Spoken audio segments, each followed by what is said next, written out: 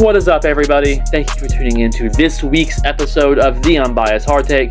I have a great lineup for you guys this week because, yes, there is football before the Super Bowl. There is the NFL Pro Bowl. We're going to talk about that.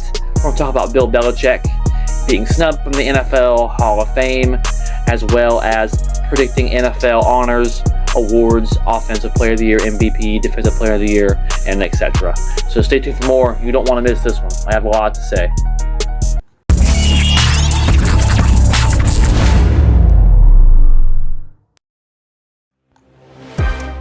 What is up, everybody? Thank you for tuning in to this week's episode. Again, as we said, we have a good lineup for you guys today. I'm actually going to start with the Bill Belichick topic because that is the most ridiculous and the biggest news in the NFL right now, besides the Super Bowl, really. So we're going to get into that. But before we do, please like us on Facebook. Also, a link to that will be in the description down below. We have a lot of good content out there. Sports Facts of the Day. We've had our 2 annual fantasy football seasons on there. JB's on there with takes all time on the Steelers, and I'm on there with takes on college basketball, NBA, NFL, obviously, and college football as well. So it's daily coverage there. Go check us out there. And don't forget to subscribe on YouTube. A lot of our shorts have up in the Ks when it comes to views. And we've gained some subscribers, but don't forget to subscribe. If we can get all people watching subscribe, that would be great. And really, that's all I have. But we'll jump right on into it. So, Bill Belichick was ironically 1 vote shy of being in the Pro Football Hall of Fame as a first ballot Hall of Famer, and him not being in the Pro Football Hall of Fame first ballot is just absolutely ridiculous. A lot of these people should lose their credentials. The ones that voted no, all of them, should lose their credentials because this is absolutely ridiculous. So here's the coaches who have made Hall of Fame first ballot. Don Shula, Chuck Noll, Tom Landry, and Bill Belichick blows them all out of the water. Bill Belichick has 302 regular season wins compared to Chuck Noll's 193 and Tom Landry's 250. Belichick makes Chuck Noll and Tom Landry look like baby numbers. The only one, and Don Shula has 328. He is the only one that has more regular season wins than Belichick. But let's look at playoff wins. Belichick has 31. Don Shula only has 19. Chuck Noll 16 and Tom Landry 20. So Belichick blows them all out of the water by 10 plus when it comes to playoff wins. And Super Bowls, Belichick has 6, Shula, as we know, has 2, Noll 4, and Landry 2. Belichick is the GOAT when it comes to coaches. So if he's not in the Hall of Fame, you got to take all 3 of their bust and out and make them sit and wait in the hallway until Belichick gets in. Because Belichick is a better coach than Don Shula, Tom Landry, and Chuck Noll. He's the best coach of all time. It's that simple. And here's also this.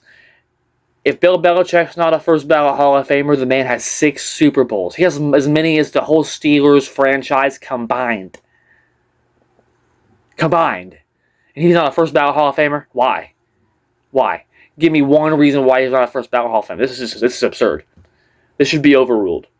This should be overruled by the thing of common sense. He should be in the Hall of Fame. The NFL Hall of Fame is not serious until Bill Belichick gets in. And Tom Brady can't be first ballot either. If Tom Brady's first ballot, it's obviously bias. I don't get it. I'm flabbergasted. Low football IQ. They need to change the voting system. They need to change the voting system to coaches. Coaches should vote for the NFL Hall of Fame. Also, Hall of Fame players should get a vote. Shannon Sharp, people who are actually in the Hall of Fame. Dan Marino, Terry Bradshaw, Brett Favre, people that actually have Hall of Fame busts should be voting for this. Not some random reporter who's 80 years old who doesn't even know how to throw a spiral football. This is ridiculous. Boycott the Hall of Fame. This is stupid. I've been to the Hall of Fame multiple times. It's a beautiful place. It needs to be taken seriously. But how can it be when Bill Belichick's not a first ballot Hall of Famer? This is absurd. This is as absurd as Terrell Owens. This is more absurd. Because T.O. doesn't even have a championship. Belichick runs away as the GOAT head coach. It's not even close. This is the most absurd tragedy in NFL Hall of Fame history. But I do want to move on. I wanted to crash out there for a minute there and sort of let my thoughts be heard, because I don't know if it's true. I don't know if this article was true. I've seen a thing with Ryan Leaf has a vote. Why does Ryan Leaf get a vote? Does Ryan Leaf get NFL Hall of Fame vote? Because I don't know who votes. I know the media votes. Does not have a vote in the Pro Football Hall of Fame. It's 50 media members. Okay, so that he has sarcastically claimed to be a voter on social media, but he is not a part of the official selection. Okay, so that article was somewhat real, but no, there's 50 media members. Who cares about what the media has to say? We're going to let fools like Pat McAfee and Colin Cowherd and people like that, Stephen A. Smith, decide who gets into Hall of Fames and stuff. I don't know if they're on the ballot or whatever, but I mean, geez, this is ridiculous. Hall of Fame players who have been in the Hall of Fame should be the ones voting, and NFL coaches currently. People who actually know football. And that's that. Maybe even fans should consist of maybe 10% of the vote. Let the fans decide, because they would do better than this. This is horrible. Tragedy. But like I said, I do want to move on. I've crashed out enough on that already. So I'm going to crash out some more on this, because the NFL Pro Bowl is coming up. And me and JB, I've always talked about the Pro Bowl before. I want to give it a little bit of attention here. It's nothing really to be taken seriously anymore. The NFL Pro Bowl is no longer played on Sunday. It should have been played today, and it wasn't, because they moved it to Tuesday night on ESPN. And let me make sure I have this correctly here in my notes, because I don't want to screw this up, because this is fucking real. And I'm not even going to apologize for cursing anymore. If people don't like it, they don't have to watch the show. Go watch a different show, because you can go watch these fucking idiots like Colin Cowherd suck off Josh Allen and stuff, and when he's ringless. And you can go watch stuff like that. But here's the reality. We need to cancel the Pro Bowl. We need to absolutely just cancel the Pro Bowl, because now it's on Disney XD. That's the stat I was looking for. On Tuesday night at 8 p.m. on a work night, a school night. Who's going to be watching the flag football Pro Bowl and the Pro Bowl games at 8 p.m. on a Tuesday night on Disney XD and ESPN? Man, I used to remember when the Pro Bowl was serious. They used to actually hit, and they used to actually play a real tackle football game, and it used to be real. And I'm okay with the skills competitions. I've said that before, and I always have been. They had those in the past, in the early 2000s. I don't know why they got rid of them. They were great, and these are still great, but now they play a flag football game on Tuesday night. It's an embarrassment. And it wouldn't even be that bad if the actual Pro Bowl players' name played, or if they could get legitimate alternatives. Why didn't Trevor Lawrence become an alternative? He was an MVP finalist. What's he doing? He's not in the Super Bowl. He wasn't injured, to my knowledge. Where's he at? But no, we get Shedeur Sanders as an alternative. Shedeur Sanders, who I'm not hating on. He's a rookie with the Browns. He didn't get a lot of support from the team, and he had some moments, but he's not a Pro Bowler. I mean, he's a Pro Bowler and had more turnovers than touchdowns. And Joe Flacco's an alternative in the Pro Bowl, too. This is his first time making the Pro Bowl. I thought that was kind of interesting and weird, because I figured he'd have been a Pro Bowler in the past. But 15 touchdowns, 10 interceptions, 2,479 yards. Two teams was a backup part in most of the season. That's our Pro Bowl quarterbacks. There you go. Keyshawn Nixon, Packers corner, was named to the Pro Bowl, and congratulations, repping the Packers. Micah Parsons was also voted. Obviously, isn't going to play because of his ACL injury, but still gets the honor. So I guess Keyshawn Nixon will be representing the Packers in the Pro Bowl. That's cool. I appreciate that. But congratulations to him. Go, Pack, go. But he doesn't deserve it. Most penalized cornerback in the NFL. That was a sports fact of the day that we talked about on our Facebook page. Go check that out. It's real. Go check that out in the link down below for our Facebook page. 12 penalties accepted for Keyshawn Nixon, most penalized in the league. So you have Shedeur Sanders, one of the worst corners in the league this year, one of the early starter-wise. Shedeur Sanders, more turnovers than touchdowns. And Joe Flacco, 15 touchdowns to 12 interceptions. 15 touchdowns to 10 interceptions, less than 3,000 passing yards. Two teams this season was a backup most of the year. That's our Pro Bowl, and it's on Disney XD. You can check it out Tuesday night. I want to crash out. Because the Pro Bowl used to be an honor, and it still should be. And it's a joke. It's a joke. They need to just cancel the Pro Bowl. keep the honor. I think that you should, similar to the All-Pro selection, they should still announce like the Pro Bowl roster, things of that nature. Still make it an honor for like the contract purposes, and because I know a lot of players, based on if they get Pro Bowls, get money, bonuses, things of that nature on their contracts, and I know it is part of the Hall of Fame eligibility criteria.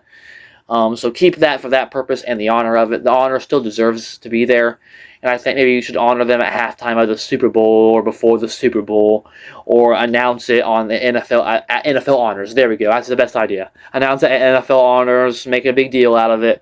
Woohoo! It should be an honor. But we're discrediting and we are making a mockery of the Pro Bowl, especially for the ones old enough to remember what the Pro Bowl used to be. And it's just an embarrassment now. And like I said, just announce at the NFL Honors and stop playing the game. Stop doing the competitions. No one cares anymore. Until you make it a real tackle football game again, no one's going to watch this crap. Flag football is not real football. Like I said, the skills competitions, I've always been cool with the dodgeball and the quarterback competitions. The kick-tack-toe was cool. Punting competitions, the linemen with the sleds, all that, receiver drills. I appreciate all of that. Maybe they should add a 40-yard dash in there. I've always thought that. It'd be fun. A lineman 40-yard dash would be funny. Maybe stuff like that I'm cool with, but they play a flag football game, guys. Go watch the highlights of it. Flag football is an embarrassment. It's not real football. It's for people who are afraid of contact. It's for the wimpy kids. It is. It's just reality. It's not real football, and it's embarrassing to watch. It shouldn't be an Olympic sport. It's not a real sport. It's not real football. And that's just reality. Stop pretending. Let's just knock it off. Let's truly knock it off. Stop playing the game. The alternatives are an embarrassment. It's getting worse every year. We're going to have practice squad players in a couple of years as the Pro Bowl players. It's sad. It's truly sad. Please do something about it, NFL. That's all I'm saying.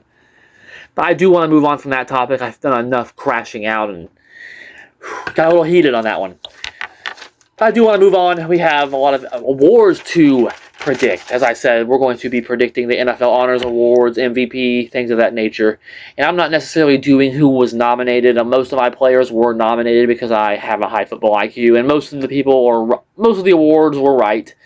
There was one I do disagree with. So this is going to be a list of who I think should be the MVP, Comeback Player of the Year, Coach of the Year, all that stuff, Rookies of the Year. So this is my list. Simply my list. So we're going to start with the MVP, obviously. So I think Matt Stafford, the Rams quarterback, should be the league MVP of the NFL. He'll get his first MVP. I mean, when you look this season, 4,707 passing yards, 46 touchdowns, 8 interceptions, led the league. 109.2 QBR. And Drake May is a good second for me, but let's look at his stats. 4,394 yards, less passing yards, 31 touchdowns, 8 interceptions, same amount of turnovers, and 15 less touchdown passes. Has a better QBR and a better completion percentage. QBR was 113.5. Excuse me. But Stafford did play in a tougher division. Has more touchdowns, has more passing yards, same amount of turnovers. He's older. Let's keep that in mind. And had a tougher schedule. Plays in a tougher division.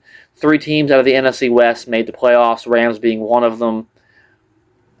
And this is a regular season award. Drake May doesn't get credit for the playoffs, but they made the playoffs. Both these quarterbacks have made the playoffs. So when it comes to that, it should be simple. It's down to simply statistics and level of competition. The Patriots had one of the easiest schedules this year, and Drake May's stats still weren't as good as Matt Stafford's were. So I think ultimately, when it comes down to it, because of the level of competition, because the stats are better on top of it, both were playoff quarterbacks, Matt Stafford gets the nod for me as your league MVP. I wouldn't be upset and riot and crash out if Drake May won, but Matt Stafford to me is clearly the obvious choice here. When it comes down to this whole full 17-week season and simply putting it down to that, Matt Stafford was better from start to finish. Then moving on, we're going to move on to Offensive Player of the Year, and I'm going with Jackson Smith-Njigba. Because when it comes down to it, led the league in receiving yards, so that's number one. 1,793 receiving yards. Coming into, Puka, you could argue it, and like I said, I wouldn't crash out if JSN lost to Puka. But JSN, when it comes down to that close of a gap, you have to give it to the receiving leader. And JSN had double-digit touchdowns, 10 touchdowns, Super Bowl appearance. Seahawks also beat the Rams and they beat them as a division rival to go to the Super Bowl. So when you combine all of that, JSN's the Offensive Player of the Year. In my opinion, legal, like I said. Then Defensive Player of the Year, this one's obvious. I mean, Myles Garrett, I understand the Browns are a joke, and it is kind of sad to see Myles Garrett break this record on such a pathetic Browns team, and a lot of them are just meaningless sacks because the Browns are just so terrible. And he's not competing for a championship, not even competing to be a playoff. I mean, he signed up for this. He took the bag. He's going to get his stats, be a Hall of Famer, one of the GOATs. And this season makes him one of the GOATs. 23 sacks and gets the sack record, cements Garrett as one of the GOATs, but he's not the GOAT when it comes to defensive players all time. He hasn't won enough, and it's that simple. You got to be able to win and get to the playoffs multiple times, and when it comes down to it, he hasn't done that. Lawrence Taylor did. Deion Sanders did. When it comes to the defensive GOAT of all time, winning does matter. Michael Strahan's another one. He's better than Myles Garrett, too, when it comes down to wins. He has the sack record. That makes him one of the GOATs. He's Defensive Player of the Year again this year. Hall of Famer, probably the greatest Brown of all time. Arguably. But it's sad to see him do it on such a pathetic Browns team. But Myles Garrett is my Defensive Player of the Year. Then we're going to talk about the Comeback Player of the Year, because this one's one of the only ones I didn't actually have someone who was nominated for the award. And Aaron Rodgers, in my opinion, the Steelers quarterback, is the Comeback Player of the Year. 2 years ago, tore his Achilles in his 40s with the Jets. People thought he was done. Came back last year. Jets didn't make the playoffs. They were horrible, double-digit losing team. Aaron Rodgers' stats were okay. People thought he was washed. It's over. Then he goes to Pittsburgh, and people really didn't expect much out of Pittsburgh. People thought he was washed, like I said. And this season for Aaron Rodgers was truly a great season. I think he should retire, call it a career, because this season he, at his age, over 40 years old, 3,322 passing yards, 24 touchdowns, 7 interceptions, 94.8 QBR, won the division, secured a home playoff game for the Steelers, double-digit winning season, put up those good numbers, beat Lamar Jackson and the Ravens to go to the playoffs, and got John Harbaugh fired. He should be the Comeback Player of the Year. Everyone thought he was done, and he proved he can still win a division with double-digit winning season and put up good numbers. So how Aaron Rodgers didn't even get nominated for the Comeback Player of the Year, I guess I shouldn't be surprised with what happened to Bill Belichick. But Aaron Rodgers has always been hated with his media comments and how he goes on Joe Rogan and didn't get vaccinated. People hate him for that, the liberals do. So he's never going to get as much credit in the media as he should. So when it comes down to it, though, Aaron Rodgers is my Comeback Player of the Year for all those reasons. Truly for all those reasons. At his age, it's extremely impressive what he did. Dak Prescott gets nominated for the award. What, because he put up slightly better, he put up better numbers but didn't win. Like, okay, cool. And is a way younger quarterback making a lot more money. Cool. Comeback Player of the Year. Yay. He's nominated for the award, but Rodgers wasn't. It's sad. But Rodgers is the unbiased hard takes Comeback Player of the Year. Then we're going to move on to Offensive Rookie of the Year. And I have McMillan, the Panthers wide receiver, as my Rookie of the Year. This is sort of a weaker rookie class on both offensive and defensive side of the balls. Henderson and Iboka were nominated, but neither of them hit 1,000 yards running or receiving. Tyler Shaw was nominated, and he had a couple of good moments late in the season for a Saints team. They won a lot of meaningless games. He had 10 touchdowns. Rookie of the Year? No, not to me. And then Jackson Dart had some good moments, but didn't win a lot of games and only 15 touchdowns. But when you look at McMillan, they won the division, the Panthers did. Secured a home playoff game. McMillan's the only one that made the playoffs. Outside of Henderson, but McMillan's the only one that hit 1,000 yards. McMillan had 1,014 receiving yards, 70 catches, and 7 touchdowns. Easily the best wide receiver in the NFL, rookie-wise, of this season. And really the best rookie, and he's currently the betting favorite to win Rookie of the Year. So he is my Offensive Rookie of the Year. And when it comes to Defensive Rookie of the Year, I'm going to go with James Pierce Jr., the Falcons edge rusher. 10.5 sacks. As a rookie on a Falcons team, over 10 sacks. One of the only defensive rookies to really stand out. Abdul Carter was nominated. He had under 5 sacks this year. Like I said, this is a weaker class when it comes to defensive rookies. Like I said, Carter was nominated and had under 5 sacks, if that says anything. And I'm blanking on his name. I think his first name is Carl, the Browns linebacker. He had a good season as well, but still under 90 total tackles. I think maybe even under 85. So, I mean, he had a decent season too, but not very impressive with the rookies this season on either side of the ball. McMillan sort of saved it for the offensive guys, and he was only 15 yards away from not breaking 1,000.